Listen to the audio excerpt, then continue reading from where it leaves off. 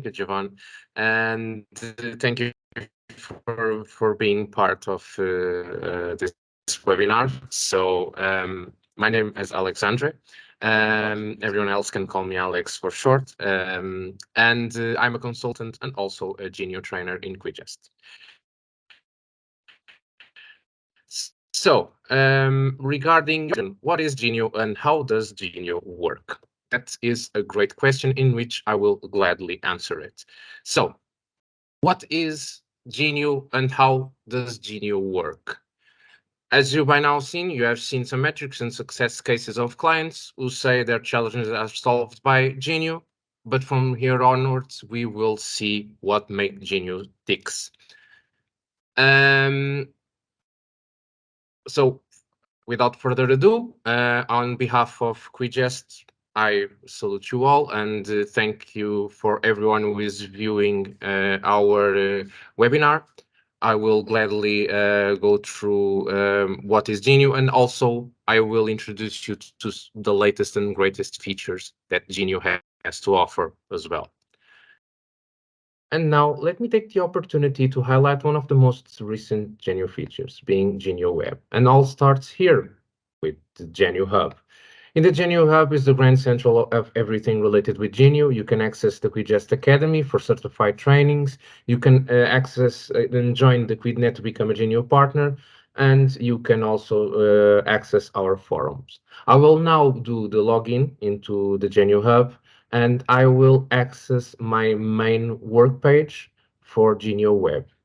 As it loads, you can see that now I have several projects available, but for the sake of this video, we will be creating a new one. I will name it Lix. I will select the language for English, and the entity name I will select to Quidgest. And the description, I will write down a brief description of what this application is all about. And the idea for this application will be to create an application for Iberian link sightings. So just bear with me a little while I type down the description. Okay.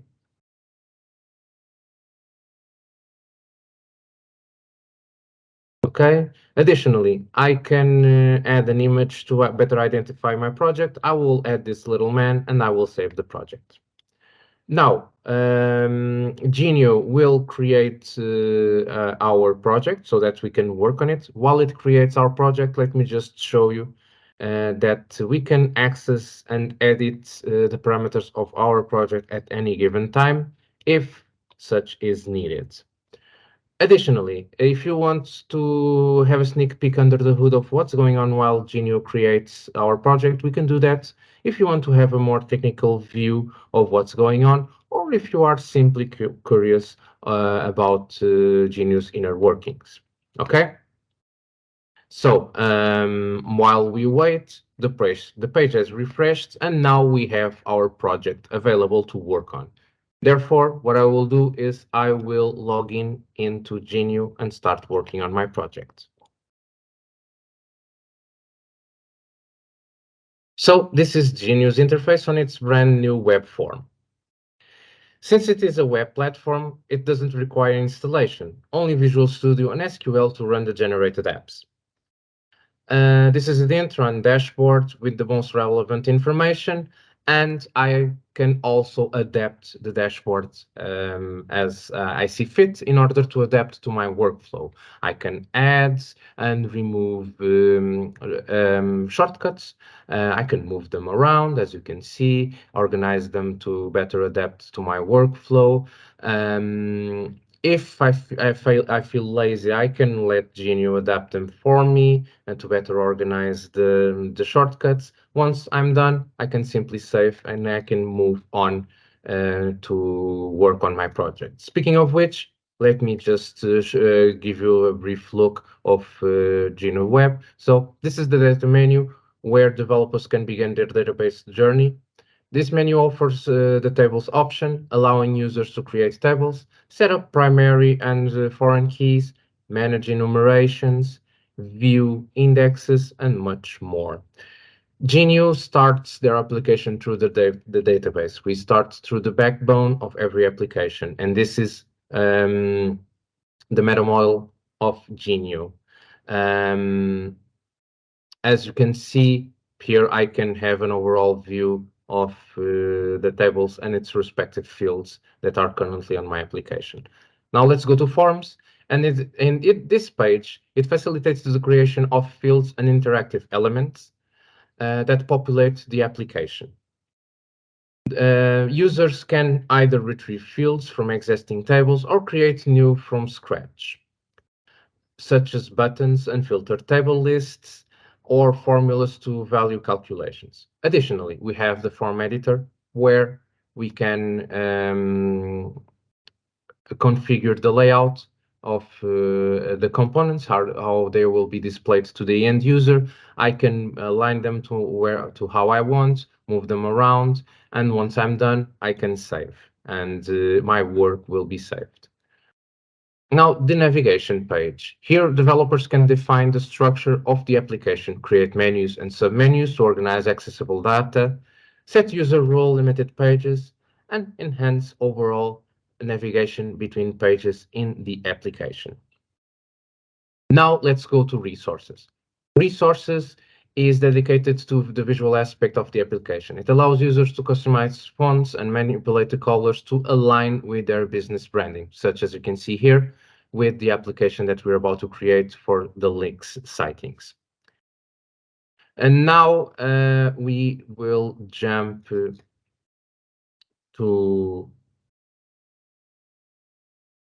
the generation page, where this is where we can generate our application and debug the application.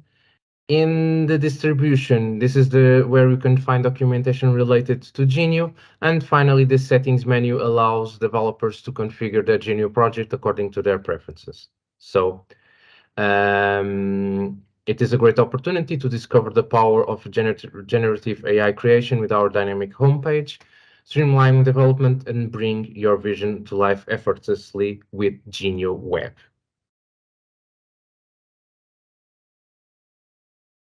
Okay, and now let us go back to tables, and I will create a new table for you to all to see how a new table is created and how seamless the process is. And while we view the creation of a table, let me discuss the data structure in Genio. So the data structure is the first component to be modeled in your application. We start by defining the model with the table and fields in which constitute them. In the model, we define a group of relevant business rules, such as formulas, which define the value that the field will have and the condition which will allow a saving or not the inserted data. It will all depend on the business needs. If we aim to compare Genio with our competitors, you will notice that we start with a model. Basically, we start to build the data structure of the application. We start with the backbone of the application. We gain a model with much richer rules by doing so. And when creating rules next to the model, we do not have to do it in each place of the interface. Let's say, for example, we want to define that all values have to be larger than 0, for example. Any of these places will obey to this rule, not depending a specific configuration. So this means that I will not have to spend my time, for example, to go on each and every page and define values for each and every page. I can, since from the beginning of my application lifespan, I can define what I want for it and what is the criteria and what is standard for the application. Later on, if I want to make changes, I can make specific changes, but I have the default set and I can work on that default. So going back here to Genio, at the moment I'm setting up a human key and saving that human key so that once I create a secondary table, through a foreign key, I'm able to link both tables and create data synergy between the forms that are dependent on these tables. As you can see, creating a table in Genio is as simple as navigating the UI and filling out fields. Quite intuitive.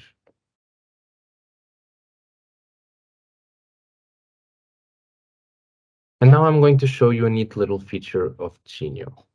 One of the available tools in Genio is the first site model, or FSM.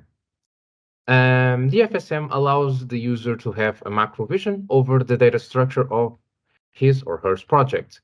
Here we can see a fisheye vision and here a table onigram as well.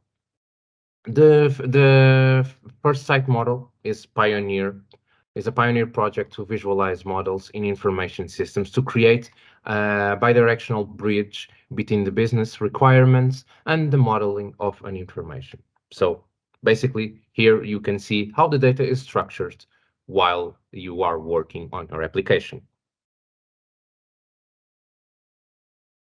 And now let us go to the forms and form editor. So regarding the previous table that I created for species, now I will create the form for it. So I will name it as species. I will select the table that I just created, and I will just to show you the several options that we have available to create our form. So we have widgets, we have pop-ups. And now I will import the components that basically will import the fields that I created on the table itself, and I can reorganize them as I want them to, depending on the order that I want them to appear. And save my work, always save my work. Otherwise, if we do not save our work, the work will not be saved and will be lost. So a great note there. And once I have laid down the components, now I can work on their layout in the UI. Interfaces like lists and forms are mostly inferred from data structure. The interface layout starts to be modeled by choosing which data fields and controls to include. So the form fields and controls behavior is declared like other all components in the Genio model. Only exceptionally an interface demands code.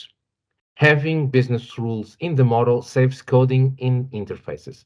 Fetch data from related tables, CRUD, filters, auto-completion, business rules, and warnings do not require code in Genio.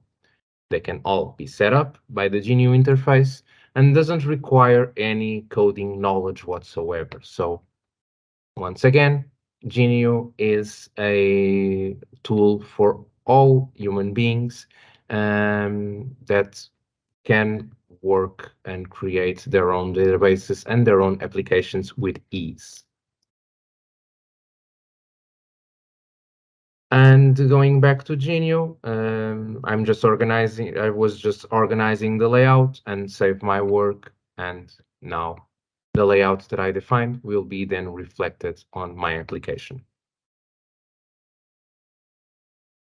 And now let us jump to the layout editor. We can go to resources, select our app, and here we can edit the layout of our applications. We can set it up to a vertical or an horizontal display. We can upload icons and pictures in order to add an extra flair to our application. We can change the colors at ease and many other UI aspects that we want to either appear or be hidden on our application. The overall application layout and theme can be customized, as you can see. By changing the primary color in the layout editor, we can see the impact it will have on the various elements. You can also change options like font size, rounded table corners, and other global options, um, meaning that graphical design in Genio is also quite easy and accessible, and you can, with just a few clicks, create a really good looking application if you want to. If you want to put the effort, you can have great eye candy being displayed on your applications. And this is again another fantastic feature of Genio that make it as seamless as it can be.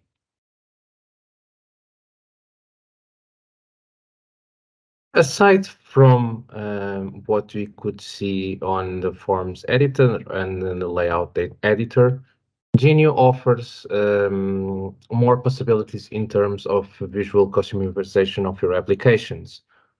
One example being the one used on the application that we are developing for the link sightings would be interactive maps, where we can set markers on the map itself to record where the links were cited with precision.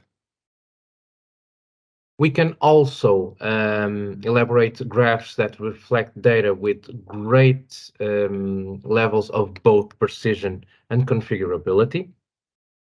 And we will take also the opportunity, since we are discussing graphical aspects of tools that are generated in Genio.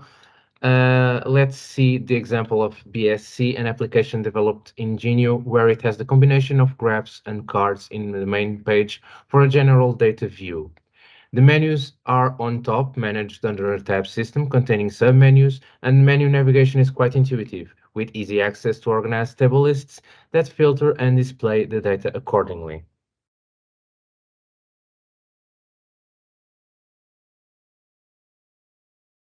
And speaking of menus, let's now check the navigation panel, where we have the menus option in Genio Web. And why is this menu so important? This menu is important because navigation through menus makes the information accessible to the user, with all the corresponding fields and the relation to the objectives and perspectives. Checking, selecting, or filling parameters is an efficient approach to modeling. It is through the menu that we structure the app's navigation, and such can be done by following these five core elements. Responsiveness. It is important that your solution is responsive to the end user's needs. If navigation becomes hard to follow or require extra work to find a specific menu or page, it would deter the users from exploring the rest of your application, and you do not want that. Consistency. There's nothing more confusing to users than a navigation menu that disappears or relocates every time they click to a different page or menu. Consider the navigation menu like a map to your application. As such, it needs to be clear and reliable. Such allows applications to keep its menu design and elements consistent on every page so users can easily find important information. Simplicity. Research shows that we can only hold about 7 items at a time in short-term memory. This means that in a navigation menu, less is more from a user's perspective. You are able to keep these items focused and easy to digest so users can quickly and efficiently find the information they need. Prominence. The navigation menu should be one of the easiest elements to find when you first access the main page of your solution. After all, it is the only way a user knows what they can actually do on your application. It only takes seconds for an end user to scan your application, and if they aren't able to find the path to the information they seek, then the user experience may not be the best. You can use the navigation menu as an opportunity actually to draw the user's eye to the most important elements of your application. And last but not least, logic. The qualities of an effective navigation menu reach far beyond a clean look or design. Not only does concise navigation menu improve user experience, but your navigation menu should accurately describe the most important areas of the application and establish a logical hierarchy of pages. This is why the menus page holds such importance when developing applications in Genio.